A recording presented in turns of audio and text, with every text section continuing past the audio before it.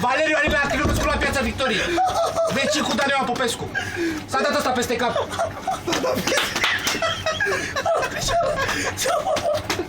Tu ai harul tău să faci lumea să râdă, eu am harul meu să vindec. Datorită lui Dumnezeu. Nu vindești, mă, lasă-l. Dar tu la cameră, Mihai. Cum te închini, mă? Cum te-am învățat să te închini? În picioare, bă, păcătosule! Numele tatălui și al fiului și al sfântului Duh, amin. Ia ridică-te în picioare, mă. Ridică-te în picioare. Tu e numele Dumnezeu un râs? Are probleme psihice, de la necru energetic. Deci numele tatălui și al fiului și al sfântului Duh. Tatălui și al fiului și al sfântului Duh, amin. Desfă mâna. Desfă mâna, păcătosule. Așa, așa se face înțelepciunea. La Morar ai fost, mă, la emisiune. Da, am fost. Când ai un motor? Vali Vigelie. Păi mâine am. N-ai fost, mă, cu Vali Vigelie? Da, mâine am. Săptămâna viitoare motoratul? Da, mâine mergem. Nu pot, mâine că-s la muncă. Nu mâine vin mama să mă aduce ăla. Mă duc, Așa. așa telefonul și vorbim. Doamne, să fie de bine. Și mă, că acum o dată mercur energetic al lui. Uite-te. Al lui Mihai. Hai că... Mercur energetic al lui Mihai, cât la sută este? Este adevărat că Mihai are 20 de grame de mercur energetic în corp, cât este 100% e adevărat? 100% ai 20 de grame de mercur energetic. Bine! Ai spart De la invidie și de la Este, lume care invidie pe harul tău că faci lumea să râdă. Este, mă! Cu Ce toții. este, mă? Este, mă! Că ți-a făcut rău. Când ai și a mea, întâlnește puncte de densitate neagră să fac lui la 90 de grade. Probleme cu capul la Mihai. Să mă la picioare pe mine. Probleme cu capul, Mihai. Rău are mult.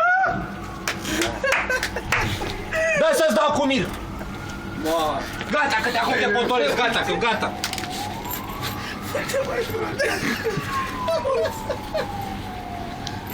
Ia filmează, Cătălin. Aici la lumină. În picioare. Închide-te cu te-am învățat. Numele Tatălui Numele Tatălui și al Fiului și al Sfântului și al Duh. Sfântului Duh. Amin. Numele Tatălui și al Fiului și al Sfântului Duh. Amin. Numele Tatălui și al Fiului și al Sfântului Duh. Amin. Numele Tatălui și al Fiului și al Sfântului Duh. Amin. Numele Tatălui și al Fiului și al Sfântului Duh. Amin. Scoatem răul, Mihai! Numele Tatălui și al Fiului și al Sfântului Duh. Amin. Și acum în premieră, că te-ai sfințit cu mir, Cristi, cu putere de la Dumnezeu.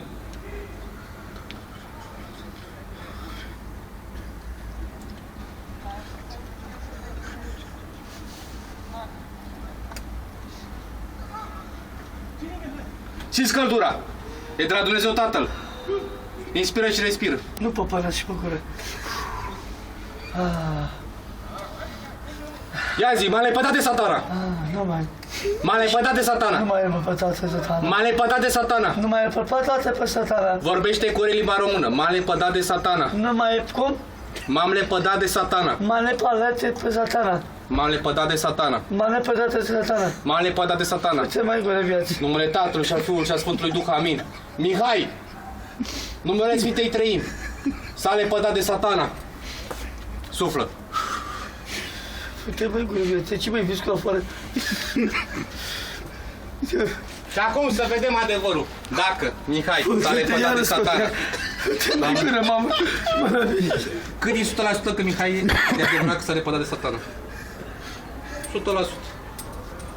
Deci, în premieră, Alin, Prințul din Victorie, împreună cu Mihai din Berceni.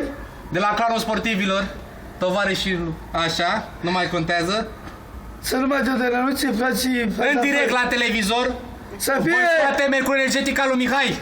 Numele Sfintei Trăimi. Bine, Michael! Este, mă!